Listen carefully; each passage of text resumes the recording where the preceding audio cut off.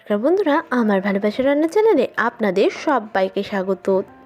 আজকে আমি যে রেসিপিটা নিয়ে এসেছি এটা একেবারেই একটি নিরামিষ রেসিপি। আর নিরামিষ দিন হলেই মাথায় ঘুরতে থাকে পরিবারের লোকেদের কী এমন করে খাওয়াবো যাতে সবার মনটাও খুশ থাকবে এবং পেটও খুশ থাকবে আর সবাই মনে হাসি রাখবে। তাই আজকে পনির দিয়ে বানিয়ে নিলাম পনির সুখা মশলার এই রেসিপিটি। এর জন্য লাগছে আমার 150 গ্রাম মতো পনিরটাকে মিডিয়াম সাইজ করে কেটে নিয়ে ওর মধ্যে নুন, চিনি, হলুদের গুঁড়ো, লঙ্কার গুঁড়ো সমস্ত দিয়ে আর একটুখানি বেসন সমস্ত কিছু দিয়ে ভালো করে মাখিয়ে নিচ্ছি। বেসনটা দিয়েছি আমি বাইন্ডিংয়ের জন্য। এবার এটাকে মাখানো কিন্তু আমার সুন্দর করে হয়ে গেছে। এবার কিছুক্ষণের জন্য এটাকে আমি এখানে রেখে দিচ্ছি। এবার আমি কড়াই গরম করে তাতে দিয়ে দিলাম গোটা জিরে, গোটা মৌরি, গোটা ধনে আর গোটা গোলমরিচ আর গোটা শুকনো লঙ্কা আর দিয়ে দিলাম 2টো মতো এলাচ। সমস্তটা দিয়ে ভালো করে নাড়াচাড়া করে শুকনো মশলাগুলোকে গরম করে নিয়ে ওর মধ্যে দিয়ে দিলাম একটুখানি কাজু বাদাম আর ওর মধ্যে আপনার কাছে আমন্ড বাদাম থাকলে সেটাও দিয়ে দিতে পারেন। এবার আমার এটাকে একটু নাড়িয়ে ভেজে নিয়ে এবার আমি এটাকে একটা প্লেটের মধ্যে তুলে সেটাকে মিক্সিং জারে দিয়ে ভালো করে একটু গ্রাইন্ড করে নিলাম মশলাটা। এরপর কড়াইতে আবারও তেল দিয়ে ওর মধ্যে আগের থেকে ম্যারিনেট করে রাখা পনিরগুলো দিয়ে ভালো করে নাড়াচাড়া করে লাল লাল করে ভেজে নিচ্ছি।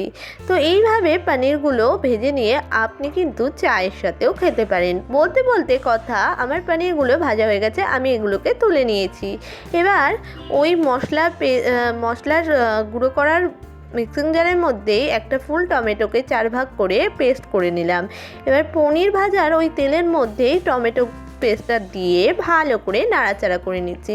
টমেটো পেস্টটা নাড়াচাড়া করতে হবে যতক্ষণ না ওর কাঁচা গন্ধটা চলে যাচ্ছে। এবার টমেটো পেস্টটা নাড়াচাড়া করা হয়ে গেলে আগের থেকে যে মশলাটা পেস্ট করে গুঁড়ো করে রেখেছিলাম ওটা দিয়ে দিলাম। এবার দিয়ে দিলাম পরিমাণ মতো, ওটা দিয়ে নাড়াচাড়া করে এবার পরিমাণ মতো হলুদ আর একটু কাশ্মীরি লঙ্কার গুঁড়ো দিলাম। এতে কিন্তু ঝাল হয় না, রঙটা লাল হয়। এবার ওটাকে ভালো করে নাড়াচাড়া করে ওর মধ্যে দিয়ে দিলাম মিক্সির বাটি ধোয়া জলটা দিয়ে ভালো করে আর একটু নাড়াচাড়া করে নিয়ে মশলাগুলো যাতে ওর মধ্যে ফ্লেভার ঢুকে যায় স্বাদ মতো দিয়ে দিলাম নুন আর মিষ্টিটা। মিষ্টি যদি নিরামিষ রান্নায় না দেওয়া হয় তাহলে কিন্তু রান্নার টেস্টই আসে না।